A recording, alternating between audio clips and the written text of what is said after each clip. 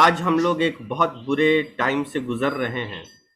आप लोगों को सबको पता है कि आज के डेट में कोरोना जैसी बीमारी फैली हुई है और इस कोरोना काल में अगर कोई टूल है, कोई हथियार है, कोई वेपन है, तो वो हमारे पास सिर्फ और सिर्फ वैक्सीन है, क्योंकि हम लोगों को पता है कि इसका कोई इलाज नहीं है, इसकी कोई दवा नहीं है, मेडिकेशन नहीं है। तो एक ही चीज है जो हमारे पास वेपन है और वो है वैक्सीन। और सबसे परेशानी की बात यह है, मुझे सबसे ज्यादा दुख तब होता है जब लोग बोलते हैं कि नहीं, वैक्सीन नहीं लगाना चाहिए, इसके ये डाउट हैं, उन लोगों के कई सारे डाउट्स हैं और मिथ्स हैं।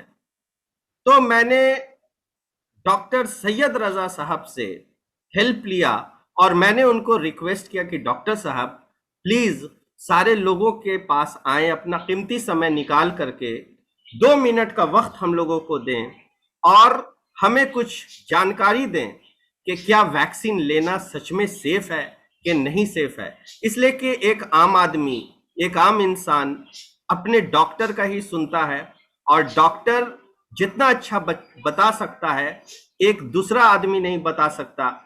तो इसीलिए मैंने रिक्वेस्ट किया कि डॉक्टर साहब काइंडली हम लोगों के बीच में आए और हम लोगों के बीच में जो सवाल है, जो परेशानी है, जिसको हम लोगों ने परेशानी बनाया हुआ है और जिसकी वजह से वैक्सीन लेने से कतराते हैं, मेरे डॉक्टर साहब से रिक्वेस्ट है कि वो हम लोगों को बताएंगे।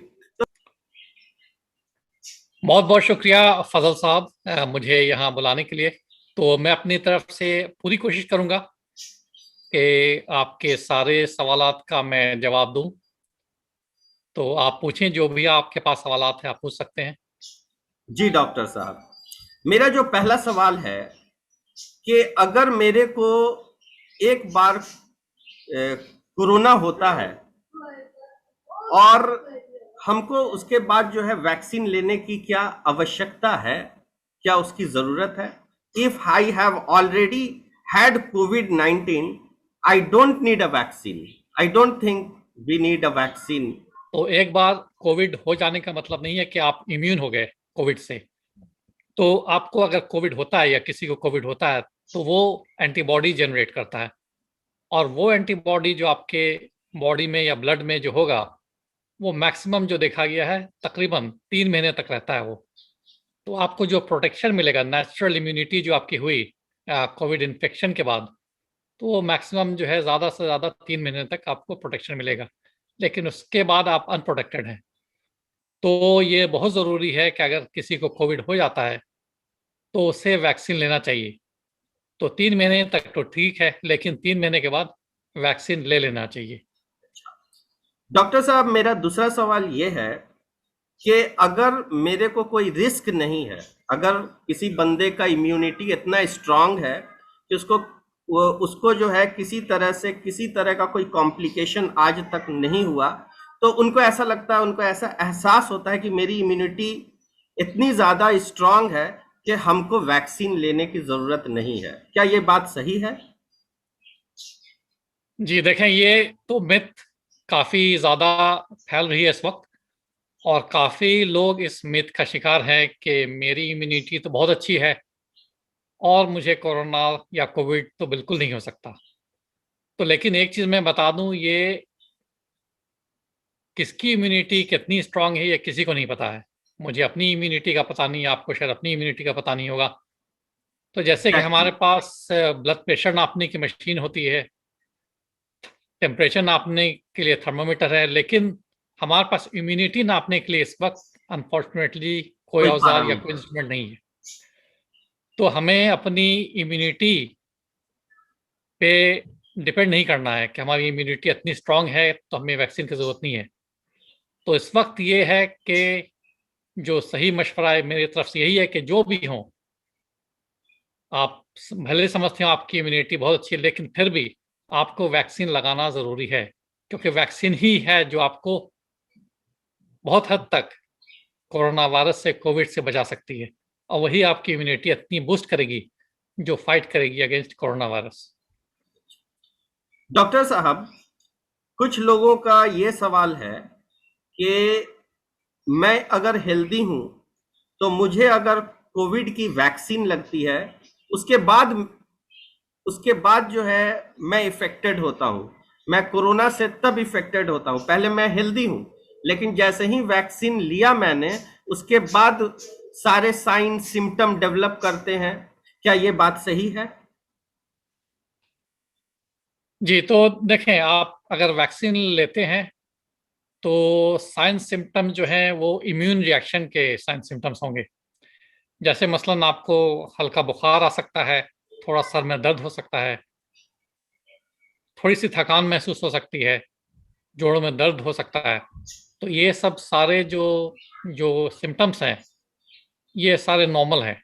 ये इम्यून रिएक्शन, ये कोई साइड इफेक्ट्स भी नहीं, मैं नहीं कहूँगा ये साइड इफेक्ट्स हैं। ये इम्यून रिएक्शन, ये नॉर्मल है। ये सिर्फ कोविड वैक्सीन से ही नहीं, किसी वैक्सीन से भी हो सकता है। डॉक्टर साहब, लोगों के बीच में आजकल ये फैला हुआ है कि कोविड 19 जो वैक्सीन है, जब हमारे बॉडी के अंदर इंटर करती है, ठीक है, तो इसके बहुत सारे साइड इफेक्ट्स हमारे बॉडी में हो सकता है, जैसे कि पैरालिसिस या ब्लड का क्लॉट होना। क्या ये सही बात है कि अगर मैं वैक्सीन लेता हूं तो मेरा ब्लड क्लॉट कर जाए या पैरालिसिस हो? इवन मैंने भी सुना है कि जॉनसन एंड जॉनसन का जो वैक्सीनेशन है उसके वजह से जो है ब्लड क्लॉटिंग होती है। क्या ये बात सही है डॉक्टर साहब? हाँ, ये बहुत अच्छा सवाल है। ये काफ़ी, ये जो टॉपिक जो चल रही है कि वैक्सीन से ब्लड क्लॉट हो जाता है या पैरालिसिस हो जाती है, तो पहला तो ये बता दूं कि ये अभी ये किसी ट्रायल से या किसी नतीजे पे ये अभी नहीं पहुंचे हैं कि वाकई जो पैरालिसिस हुई है या ब्लड क्लॉट्स हुए हैं वो वैक्सीन से ही हुए हैं। ये अभी बहुत क्लियर नहीं है अभी। तो ये तो पहला पहला पॉइंट है। दूसरा पॉइंट ये है कि अगर जो ब्लड क्लॉट्स हुए हैं, फॉर एग्जांपल मसलन आप ले लें, जॉनसन जॉनसन वैक्सीन का नाम आपने लिया, हम्म। तो मैं ये बता दूं कि जॉनसन जॉनसन जो तकरीबन 6.88 मिलियन डोजेज वैक्सीन दी गई, उसमें सिर्फ 6 लोगों को पैरालिसिस हुई, सिर्फ 6 लोगों को। ओके। और जो एस्ट्राजेनेका की वैक्सीन तकरीबन 2 मिलियन दी गई, उसमें सिर्फ 4 लोगों को पैरालिसिस हुई, सॉरी उसमें ब्लड क्लॉट्स हुए, दोनों में। इसी तरह से पैरालिसिस देखें तो बहुत ही कम लोगों को हुई है। तो तो मेरा जवाब ये है कि जो पैरालिसिस है या ब्लड क्लॉट्स है ये बहुत ही कम। और दूसरी ये भी है कि वैक्सीन से हुई या नहीं हुई, ये भी अभी जो है बहुत ज़्यादा प्रूवन नहीं है ये। तो इस वजह से कि ये ब्लड क्लॉट्स कर दे या पैरालिसिस हो जाए, तो इससे डरना नहीं चाहिए। अच्छा डॉक्टर वैक्सीन साहब। बिल्कुल सेफ है। डॉक्टर साहब, एक सवाल और है मेरा कि ऐसा सुनने में आया है कि वैक्सीन लेने के बाद वैक्सीन सेल्स के अंदर इंटर करते हैं और वहां के डीएनए को वो चेंज करते हैं या डीएनए सेल के डीएनए को डैमेज करते हैं। ये बात कहाँ तक सही है? सही बात है या ये मिथ है? जी, ये बिल्कुल मिथ है कि जो वैक्सीन जो देखा जा रहा है, दो वैक्सीन एक है मॉडर्ना वैक्सीन, दूसरी है फाइजर। तो ये एमआरएनए बेस्ड टेक्नोलॉजी है। उसमें आप ये समझ लें कि जेनेटिक मटेरियल है वायरस का, या जो जो प्रोड्यूस कराया गया है लैब में, तो वो इंजेक्ट करते हैं वैक्सीन के जरिए। और जो वो पार्टिकल, एमआरएनए पार्टिकल जो है, वो आपके बॉडी के सेल के अंदर जाता है। सेल के अंदर जो है आपका जो एक न्यूक्लियस है, एक साइटोप्लाज्म है, तो वो एमआरएनए आपके सिर्फ साइटोप्लाज्म में जाता है। और आपका डीएनए वो बिल्कुल प्रोटेक्टेड है न्यूक्लियस के अंदर। तो ये समझ लें कि वो शेल के अंदर प्रोटेक्टेड है। तो ये एमआरएनए उस न्यूक्लियस के अंदर नहीं जाता है जहाँ पे डीएनए छुपा हुआ है, और उसके साथ कोई छेड़छाड़ नहीं होती है। तो ये कहना बिल्कुल गलत है कि ये जो एमआरएनए बेस्ड वैक्सीन है वो डीएनए को चेंज कर देती है, ऐसा कुछ नहीं है। और ये भी बता दूं कि ये जो एमआरएनए पार्टिकल जो आपके अंदर गया, इंजेक्ट हुआ, वो 48 घंटे या 72 घंटे ज़्यादा से ज़्यादा, उसके बाद वो डिस्ट्रॉयड हो जाता है, वो ख़त्म हो जाती हैं।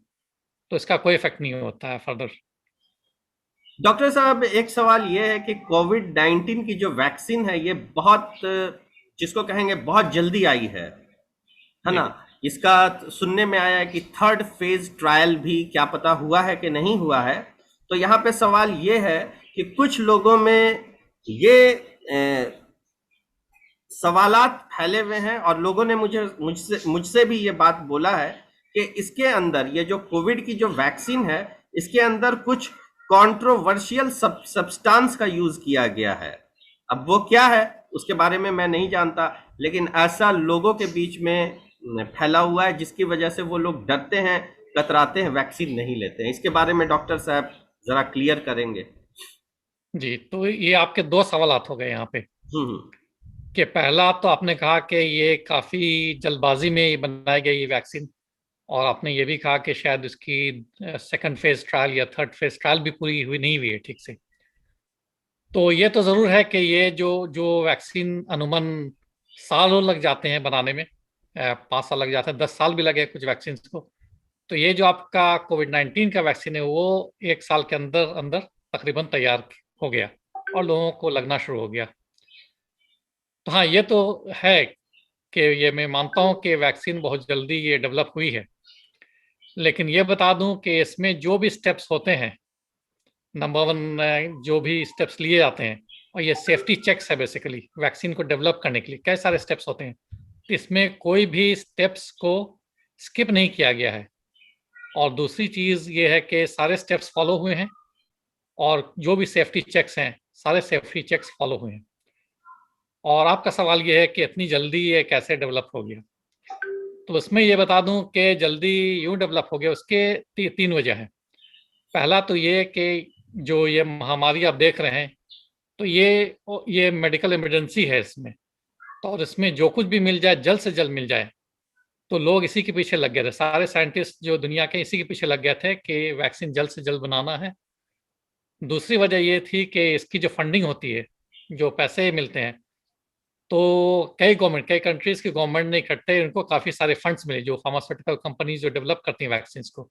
तो फंडिंग की यहाँ पे कोई कमी नहीं रही। और तीसरी चीज जो जरूरी है, ट्रायल के लिए आपको जो ट्रायल्स हैं उसके लिए पेशेंट्स चाहिए, या जो जो वॉलंटियर्स चाहिए। तो वॉलंटियर्स जो हजारों हजार में तैयार थे, क्योंकि उनको वैक्सीन दी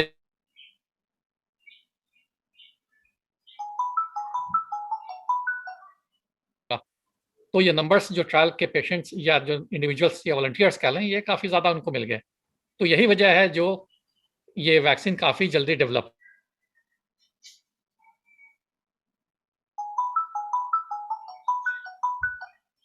ये ट्रायल्स जो काफ़ी जल्दी कंप्लीट हो गया और वैक्सीन डेवलप होने में ज़्यादा देर नहीं लगी। अच्छा जी डॉक्टर जी। साहब, मेरा सवाल एक ये है। अच्छा, दूसरा सवाल आपका एक और था उसमें, हाँ हाँ, एक और कि सवाल कुछ था। लोग डरते हैं कि उसमें कुछ चीज़ें जो मिली हुई हैं या मिलावट है, कोई इंग्रेडिएंट्स हैं उसमें जो बाद में लॉन्ग टर्म में कोई प्रॉब्लम कर सकती हैं। मसलन कुछ लोगों का ये भी सोचना है कि शायद उसके अंदर कोई माइक्रोचिप लगी हुई है या ट्रैकिंग डिवाइस लगी हुई है वैक्सीन में। तो ऐसा कुछ नहीं है, कोई ट्रैकिंग डिवाइस, कोई माइक्रोचिप नहीं है। अच्छा। अब तो मोबाइल फोन्स में आप माइक्रोफोन्स लगा लें, कुछ ऐसी डिवाइस लगा लें या ऐप लगा लें, आप किसी को ट्रैक कर सकते हैं, वो ज़्यादा आसान है। तो ये बिल्कुल लोगों का वहम है, ये गलतफहमी है कि कोई माइक्रोचिप है या कोई ऐसी ट्रैकिंग डिवाइस है या कोई ऐसी कोई इंग्रेडिएंट्स हैं जो जो नुकसान कर सकती है बॉडी को। ऐसा कुछ नहीं है वैक्सीन में। तो वैक्सीन उस तरह से काफ़ी सेफ है। सेफ। जी। अच्छा, कुछ लोगों का कहना है कि जब मैंने दोनों शॉट वैक्सीन का ले लिया है तो मैं इतना ज़्यादा सेफ हो चुका हूँ, मुझे मास्क लगाने की ज़रूरत नहीं है और कोई ख़ास प्रिकॉशन लेने की ज़रूरत नहीं, मैं अब नॉर्मल लाइफ जी सकता हूँ जैसे पहले जीता था। तो क्या ये बात सही है कि वैक्सीन का दोनों डोज लेने के बाद उसके बाद आदमी अपनी रूटीन लाइफ में आ जाए और मास्क नहीं लगाए? नहीं, ये बहुत ही अच्छा सवाल है आपका और बहुत ही प्रैक्टिकल सवाल है। और इसके बहुत सारे लोग अभी भी वहम में हैं, या यूं मैं कह लूं कि गलतफहमी के शिकार हैं। तो उसमें पहला पहला जो डोज जो मिला वैक्सीन का, उसके बाद तो कतई नहीं है आपको इतना कॉन्फिडेंट हो जाना चाहिए कि आप अपने मास्क भी उतार के फेंक दें और बिना कोई प्रिकॉशनरी मेजर्स लिए आप लोगों के बीच में जाएं। तो पहला डोज के बाद तो बिल्कुल नहीं, क्योंकि पहले डोज के बाद आपकी जो एंटीबॉडी बनती है बहुत ही थोड़ी बनती है। तो दूसरा जो डोज होता है आपका वो है बूस्टर डोज। उसके बाद जो एंटीबॉडी बननी शुरू होती है, और उसमें मिनिमम 2 हफ्ते लग जाते हैं कि आपकी एंटीबॉडी इस लेवल पे पहुंच जाती है जहां जहां के बाद आपको प्रोटेक्शन मिलना शुरू हो जाता है वैक्सीन से। तो इन 2 हफ्तों में तो बिल्कुल ही आपको सारे प्रिकॉशंस लेने पड़ेंगे, लेकिन उसके बाद भी ये वैक्सीन का जो जो ट्रायल्स में ये बताया गया है, जो रिजल्ट्स हैं, कि ये वैक्सीन आपको 60% आपको प्रोटेक्ट करेगी। 100% की गारंटी कोई वैक्सीन नहीं लेती है इस वक्त। हाँ, ये जरूरी है कि हाँ 40% चांस तो है कि आपको कोरोना वायरस या इन्फेक्शन हो सकता है वैक्सीन लेने के बावजूद, 2 डोजेस के बाद भी। लेकिन ये ज़रूर है कि आपकी जो डिजीज़ की सीवियरिटी होगी, या हॉस्पिटल में आपको एडमिशन होने की ज़रूरत पड़ेगी, या आपकी तबीयत कितनी ज़्यादा बिगड़ती है, ऑक्सीजन लगनी, वेंटिलेटर लगने की ज़रूरत पड़ जाए, वो डेफिनेटली बहुत बहुत ही कम चांस हो जाते हैं उसके बाद, वैक्सीन लगाने के बाद। और जो डेथ है, जो मौत है, तो वो भी बहुत कम चांस है कि वैक्सीन जिसने ले ली है 2 डोजेस, उनको ये कभी ऐसी नौबत आएगी। जी अच्छा डॉक्टर साहब, एक सवाल है कि जी इंसान को जब कोरोना से इफेक्टेड होता है तो उसको निमोनिया का प्रॉब्लम होता है। तो मैंने ऐसा सुना है कि जब वैक्सीनेशन ले लेते हैं तब अगर आपको निमोनिया होता है तो वो जल्दी रिजॉल्व हो जाता है, और वो माइल्ड होता है, वो सीवियर स्टेज तक नहीं पहुंचता, वो आगे नहीं बढ़ पाते, आदमी जो है सेफ रहता है। क्या ये बात सही है कि वैक्सीन लेने के बाद निमोनिया अगर होता भी है तो वो माइल्ड होगा और वो सीवियर स्टेज तक नहीं जाएगा, यानी कि वो क्रोनिक नहीं होगा, वो एक्यूट स्टेज के बाद सीधे डायरेक्ट जो है रिजॉल्व हो जाएगा? कि क्या ये बात सही है? नहीं, देखें, पहली बात तो ये है कि ये बहुत बड़ी गलतफहमी है कि कोविड वैक्सीन या कोरोना वैक्सीन से किसी को निमोनिया हो जाएगा। बिल्कुल नहीं, निमोनिया किसी नहीं हाल में नहीं, नहीं मेरा होगा। कहने का मतलब डॉक्टर साहब ये है कि जी हम लोगों को ये पता है कि ये जो वायरस है इसकी वजह से निमोनिया होता है, ठीक है, जी ठीक। वायरस की वजह से निमोनिया होता है। लेकिन चूंकि वैक्सीन की इफिकेसी जो है वो आपने बताया कि 60 to 70% है, तो उस कंडीशन में अगर आफ्टर वैक्सीनेशन किसी को निमोनिया होता है, यानी कि वो अच्छा, निमोनिया वैक्सीन से नहीं हुआ है, वो निमोनिया कोरोना वायरस से हुआ है, उनको जो ओके ओके। इन्फेक्शन लगा है, जी जी जी। तो अच्छा, समझ गया। है ना, तो क्या उनका निमोनिया ज्यादा जल्दी रिजॉल्व करेगा जिन्होंने वैक्सीन लिया है? बिल्कुल बिल्कुल। वही मैंने जैसे अभी आपके पहले सवाल में जो जवाब दिया मैंने, हम्म। कि डिजीज की सीवियरिटी बहुत कम हो जाएगी। ओके। जो निमोनिया की भी सीवियरिटी जो है, जैसे हम्म। जिसमें आपको बहुत ज्यादा ऑक्सीजन की जरूरत पड़ जाए, वेंटिलेटर की जरूरत पड़ जाए, तो वो सीवियर निमोनिया कहलाएगा वो। अच्छा। लेकिन पहली बात तो ये है कि हो सकता है आपको निमोनिया ना भी हो, आपको माइल्ड डिजीज, बिल्कुल थोड़ा सा बुखार हो, खांसी हल्की सी हो, गले में खराश हो, गला खराब हो, सो थ्रोट हो, बस वहीं तक आप, उसके बाद आप रिकवर करना शुरू हो जाएं। निमोनिया तक तो हो सकता है बात भी ना पहुंचे। ओके। अगर इन केस चलिए निमोनिया हो भी गया किसी को, तो वो है कि सीवियर फॉर्म में निमोनिया नहीं होगा, और आप बहुत जल्दी ठीक ठाक भी हो जाएंगे। अच्छा अच्छा। जी अच्छा डॉक्टर साहब, एक ये भी है लोगों के बीच में कि अगर मैंने प्लाज्मा थेरेपी लिया है, जब वैक्सीन नहीं आया था तो उसके पहले तो कुछ प्लाज्मा थेरेपी का कॉन्सेप्ट चल रहा था, तो जी। अब जब मेरी प्लाज्मा थेरेपी हो चुकी है तो उसके बाद मुझे अब कोविड वैक्सीन नहीं लेना चाहिए, अब मैं सेफ हूं, क्या ये बात सही है? हाँ, देखें, फिर वही बात आ जाती है सेम, कि आपको अगर कोविड हो गया है तो उसमें भी एंटीबॉडीज बनती हैं। आपको एक थोड़ा सा एक है, आप कह लें डिफेंस कह लें, हम्म। कोविड के अगेंस्ट एक आपको एक मिल जाती है। लेकिन जो प्लाज्मा जिन्होंने लिया है, तो उसके साथ भी सेम चीज, वही चीज है, सेम चीज है बिल्कुल, कि आपके अंदर जो एंटीबॉडी गई, ये मोनोक्लोनल एंटीबॉडीज कहलाती है प्लाज्मा थेरेपी। तो ये आपको जो प्रोटेक्शन देगी सिर्फ 3 महीने के लिए। हम्म। 3 महीने के बाद कोई गारंटी नहीं है। तो ऐसा सोचना बिल्कुल गलत है कि आपने अगर प्लाज्मा थेरेपी ले लिया है जिससे एंटीबॉडीज आपके अंदर गई हैं, तो वो बिल्कुल लॉन्ग टर्म या बिल्कुल जिंदगी भर आपको प्रोटेक्शन देगा, ऐसा नहीं है। तो आपको प्रोटेक्शन जो होगा सिर्फ 3 महीने के लिए, उसके बाद आपको वैक्सीन ले लेनी चाहिए। ओके। जी। अच्छा, कुछ लोगों का ये कहना है कि मैंने फर्स्ट शॉट जब ले लिया है तो मैं अब इतना सेफ हो चुका हूं कि अब मुझे सेकंड शॉट लेने की जरूरत नहीं है, ये मेरे लिए काफी है, और उसके बाद अब मैं सेफ हूं, ज्यादा से ज्यादा कुछ नहीं करना है। फर्स्ट शॉट अगर वैक्सीन का आप ले लेते हैं देन यू आप सेफ हैं बिल्कुल। क्या ये बात सही है? जी नहीं, ये बिल्कुल सही नहीं है, क्योंकि जो वैक्सीन है आपको 2 डोजेस लेनी है। एक्सेप्ट दो जॉनसन एंड जॉनसन जो डेवलप हुई है वैक्सीन, उसमें सिर्फ एक शॉट की जरूरत पड़ती है। बाकी सारे वैक्सीन में दो दो शॉट्स लेने हैं, 2 डोजेस। तो पहला जो डोज होता है वो ट्रिगर्ड डोज होता है, जो आपके इम्यूनिटी को, सोए हुए इम्यूनिटी को जगाता है। और दूसरी जो डोज है वो बूस्टर डोज कहलाती है, जिससे जो वो ज्यादा जरूरी है, सेकंड डोज बल्कि। आपके फर्स्ट डोज से थोड़ी सी एंटीबॉडी बनेगी, लेकिन ये जो दूसरी डोज है वो मदद करेगी आपकी एंटीबॉडी को बहुत हद तक बूस्ट करने के लिए। और जो आपकी एंटीबॉडी का जो लेवल जो पीक करेगा, या कह लें उछाल लेगा या छलांग मारेगा, तो वो आपको बूस्टर डोज से ही मिलेगा वो। तो इसलिए बूस्टर डोज लेना या सेकंड डोज लेना बहुत ही ज़रूरी है। एक डोज लेके आप बिल्कुल मुतमईन हो जाएं कि नहीं आप सेफ हो गए, वैसा नहीं है। तो डोज डोज आपको लेना है। लेना। जी। अच्छा डॉक्टर साहब, एक सवाल है कि वैक्सीन लेने के बाद भी लोग बीमार पड़ रहे हैं और मौत भी हो रही है। कई सारा केसेस मैंने ऐसे देखा कि उन्होंने वैक्सीन का दोनों शॉट लिया, सारे प्रोटोकॉल को फॉलो किया, लेकिन वो फिर इतने ज्यादा बीमार पड़ गए और मौत भी हो रही है, लोग बीमार भी पड़ रहे हैं, मौत भी हो रही है। तो फिर लोगों का कहना है कि ऐसा हेडेक मैं क्यों लूं, क्यों वैक्सीन लूं? इसके बारे में डॉक्टर साहब क्या बोलेंगे? जी, ये सवाल अच्छा है आपका, लेकिन मैं ये बता दूं कि जो अगर कोविड की महामारी चल रही है, तो ये लोग ना भूल जाएं कि आप लोग किसी और बीमारी का भी शिकार हो सकते हैं, और किसी और वजह से भी वो मौत का शिकार हो सकते हैं। तो ये चीज़ नहीं भूलना चाहिए कि अगर आपने कोविड वैक्सीन ले लिया है, तो ये ज़रूरी नहीं है कि आपको कोई और बीमारी, हार्ट अटैक नहीं हो सकता है, या निमोनिया किसी और वायरस से नहीं हो सकता है, या कोई और बीमारी इस तरह की हो जो आपको नहीं हो सकती है।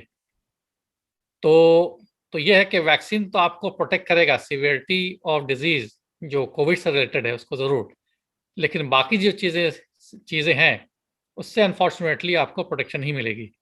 जो नॉर्मल एग्जैक्ट। नॉर्मल जो है, जो भी हार्ट डिजीज हैं वो सब अपनी हाँ, तरह चलती रहेंगी। तो बिल्कुल। उससे मौत हो जाए या उससे आदमी एडमिट हो जाए हॉस्पिटल में, वो चलता रहेगा अपनी जगह। अच्छा डॉक्टर साहब, ये सुनने में आया कि मैंने अगर वैक्सीन का दोनों शॉट ले लिया, जी। उसके बाद 3 महीना के बाद ही मैं कोई दूसरा वैक्सीन ले सकता हूँ, दूसरे चीज का वैक्सीन। क्या ये बात सही है? हाँ, इसमें देखें, ये 3 महीने का गैप तो नहीं है, 2 हफ्ते अच्छा, का बताया गया है, 2 वीक्स। टू तो वीक्स का किसी गैप। ने, हाँ 2 वीक्स है, 3 महीना नहीं है। इसमें अगर किसी ने कोविड वैक्सीन आज लिया, हम्म। तो 2 हफ्ते के बाद ही कोई दूसरी वैक्सीन ले सकता है। या उसने किसी और कोई और वैक्सीन लिया, जैसे फॉर एग्जांपल फ्लू वैक्सीन लिया, हम्म। तो 2 हफ्ते के बाद कोविड वैक्सीन ले सकता है। तो उसमें कोई साइंटिफिक एक्सप्लेनेशन नहीं है, लेकिन यही है कि साइड इफेक्ट दोनों से हो सकते हैं। और जो 2 वीक्स का पीरियड बहुत ज़्यादा होता है कि आपको साइड इफेक्ट हो सकते हैं इस दौरान। तो बस यही यही वजह है कि 2 वीक्स का आपको गैप देना पड़ेगा, ये पता लग जाए कि आपको साइड इफेक्ट्स हुए हैं तो किसके वजह से हुए हैं। डॉक्टर साहब, बहुत सारे लोगों की जो मेडिकेशन चलती है उसमें जो है ब्लड थिनर होता है, जैसे कि एस्प्रिन हुआ। तो उन लोगों का ऐसा मानना है कि नहीं, अगर हम एस्प्रिन ले रहे हैं या ब्लड थिनर ले रहे हैं तो उस कंडीशन में वैक्सीन जो है कॉन्ट्रा इंडिकेटेड है, वहां पे वैक्सीन नहीं लिया जा सकता है। क्या ये बात सही है? क्या सेफ है, उस कंडीशन में लिया जा सकता है या अनसेफ है? जी, अगेन ये बहुत ही प्रैक्टिकल और अहम सवाल है ये। बहुत सारे लोग हैं जो ब्लड थिनर्स पे हैं। और अच्छा, मैं ये बता दूं कि ब्लड थिनर्स भी 2 तरह के, एक तो एस्प्रिन है, और एस्प्रिन की तरह दूसरी दवाएं हैं जो क्लोपिडोग्रेल के नाम से जानी हाँ, जाती हैं, टॉपी जो टॉप। ब्लड को पतला करती हैं। तो ये एंटी प्लेटलेट्स हैं ये। अच्छा, दूसरी जो ब्लड थिनर्स होती हैं वो कहलाती हैं एंटी कोआगुलेंट्स, जो काफ़ी स्ट्रांग होती हैं, ये एंटी प्लेटलेट से, जो एस्प्रिन और क्लोपिडोग्रेल से। एंटी कोआगुलेंट्स भी मार्केट में कई नाम से, जैसे जरेल्टो के नाम से जानी जाती है, एलिक्विस के नाम से है, और प्रोडक्सा के नाम से है। तो ये जो है खून को बहुत ज़्यादा पतला कर देती हैं। तो पहला तो ये है कि आपको इसमें है कि अगर आप कोई ब्लड थिनर्स पे है या एस्पिरिन पे है या जो दूसरी जो दवाएं मैं बता रहा हूँ एंटीकोगुलेंट्स, हम्म, उसमें ऐसा नहीं है कि आदमी वैक्सीन नहीं ले सकता, बिल्कुल ले सकता है वैक्सीन दोनों कंडीशंस में। लेकिन अगर कोई जो एंटीकोगुलेंट पे है, जो वैक्सीन लेने के लिए जाए, तब वो बता दे कि मैं एंटीकोगुलेंट्स पे हूँ, ताकि थोड़ा सा लोग वो एहतियात बरतेंगे कि उसमें थोड़ी सी हो सकता है जहाँ पे वैक्सीन दी गई है वहाँ पे थोड़ी सी ब्रूजिंग हो सकती है, थोड़ा सा ओके। निशान पड़ सकता है, बस कुछ दिनों के लिए, वो फिर ठीक हो जाएगा। अच्छा, ओके। एक एंटीकोगुलेंट है जो कॉमरिन के नाम से जानी जाती है, वार्फरिन के नाम से जानी जाती है। उसमें एक ब्लड लेवल चेक होता है कि आपका जो है खून कितना पतला हो गया, वो आईएनआर कहलाता है। तो वो नंबर जरूरी है जानना वैक्सीन लेने से पहले। और अगर वो नंबर ज्यादा है, 2 से ज्यादा है, तो उसमें जरूरी है कि डोज का एडजस्टमेंट हो वार्फरिन का, ताकि वो जो आईएनआर लेवल है वो तकरीबन 1.5 के आसपास, 1.5 to 2 के आसपास आ जाए। तब फिर ये है कि आपको कोई प्रॉब्लम नहीं होगी, जो ब्रूजिंग या जो आपको खून का ये जमना हो जाता है तो वो नहीं होगा फिर। डॉक्टर साहब, नेक्स्ट क्वेश्चन मेरा ये है कि अगर कोई बंदा हेपेटाइटिस से सफर कर रहा है या लीवर सिरोसिस से सफर कर रहा है या ट्यूबरक्लोसिस से सफर कर रहा है, तो इस कंडीशन में क्या वैक्सीन लेना सेफ होगा? नहीं, इसमें बिल्कुल सेफ है। इसमें अगर अगर एक्टिव टीबी की बात करें तब तो शायद नहीं। तो कोई भी एक्टिव इन्फेक्शन है, एक्टिव ट्यूबरक्लोसिस हो या किसी को एक्टिव निमोनिया हो रहा हो या कोई भी एक्टिव इन्फेक्शन है, तो उस वक्त ये गाइडलाइंस हैं कि उस वक्त वैक्सीन ना लें। आप बिल्कुल ठीक हो जाएं, बुखार उखार सारा आपका कम हो जाए, आप बिल्कुल नॉर्मल हो जाए, तभी आप वैक्सीन लें। ओके डॉक्टर साहब, इसलिए कि हम लोगों को हम लोगों के बीच में इन लोगों की भी तादाद बहुत ज़्यादा है जो लोग बहुत सारे बीमारियों से सफ़र कर रहे हैं, और उन लोगों को भी कन्विंस करना होगा कि भाई आप लोग भी वैक्सीन ले सकते हैं, आपके लिए भी उतना ही सेफ है जितना एक हेल्दी पर्सन के लिए है। तो मेरा जी। सवाल है कि अगर किसी को कैंसर है, जैसे कि ल्यूकेमिया है या किसी तरह का लिम्फोमा से वो सफर कर रहे हैं, तो क्या उस कंडीशन में भी वो वैक्सीन ले सकते हैं जब उनकी कीमोथेरेपी चल रही हो या रेडिएशन थेरेपी चल रही हो उस कंडीशन में?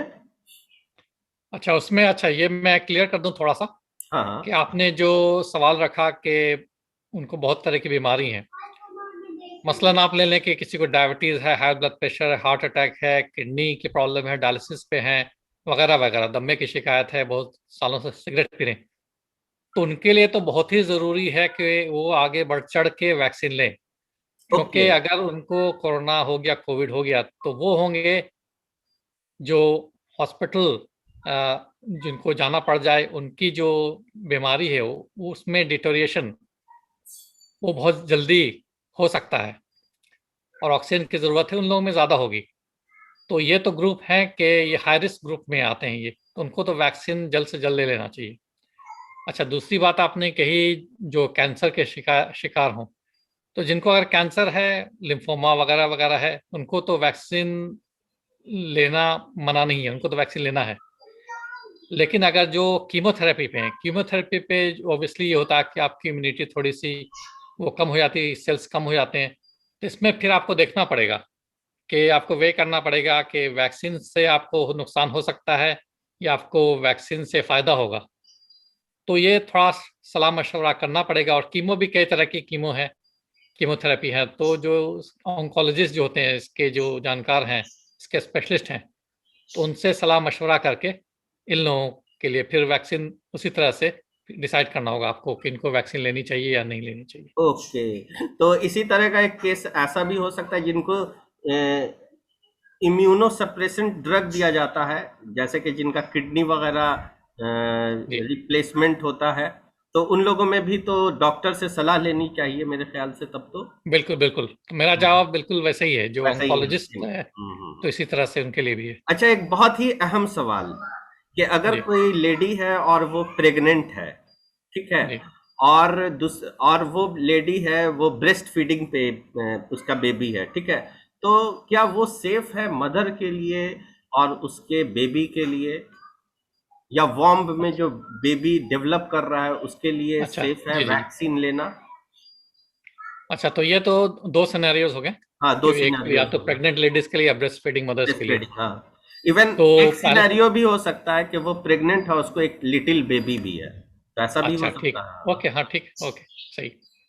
तो हाँ, तो ये है कि दोनों कंडीशंस में वैक्सीन बिल्कुल सेफ है। हाँ, ओके। ये मैं बता दूं कि जो वैक्सीन ट्रायल्स हुई थी उसमें जो प्रेग्नेंट लेडीज हैं उनको नहीं लिया गया था, और हम्म। जो ब्रेस्ट फीडिंग मदर्स हैं उनको भी नहीं लिया गया था। हम्म। लेकिन वैक्सीन ट्रायल के दौरान कुछ लेडीज, अराउंड 5% वो प्रेग्नेंट हुई, हम्म। और उनमें ये देखा गया कि उनके जो फीटस थे उनमें उनको कोई नुकसान नहीं हुआ।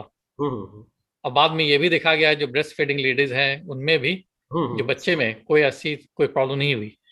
हम्म। तो ये बिल्कुल सेफ है दोनों ग्रुप के लिए, अच्छा। प्रेग्नेंट लेडीज के लिए और ब्रेस्ट फीडिंग मदर्स के लिए भी।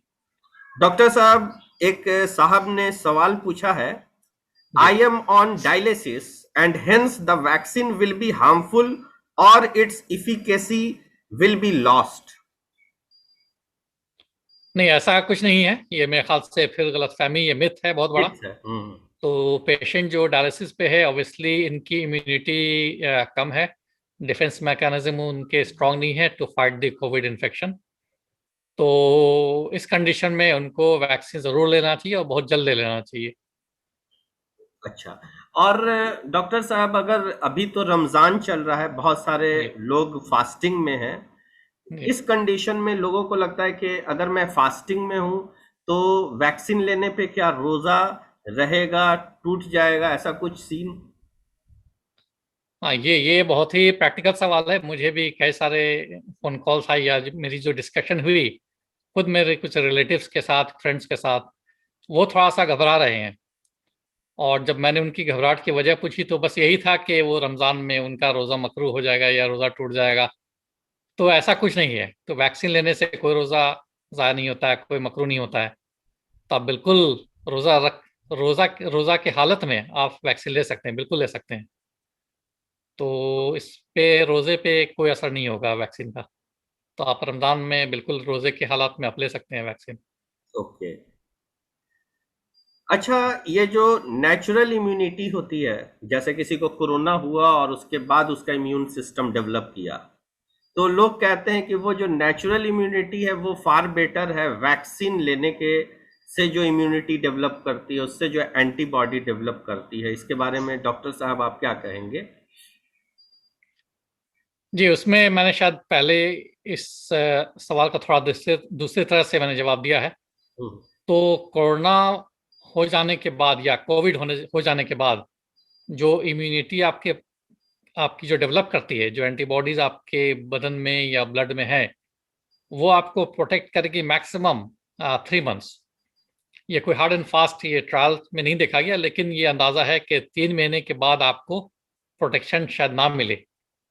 तो इसलिए ये गाइडलाइंस जारी की गई हैं कि अगर किसी को कोविड इन्फेक्शन हो जाता है तो उसके 3 महीने बाद उनको वैक्सीन ले लेना चाहिए, क्योंकि 3 महीने तक वो प्रोटेक्टेड है, लेकिन 3 महीने के बाद वो प्रोटेक्टेड नहीं है।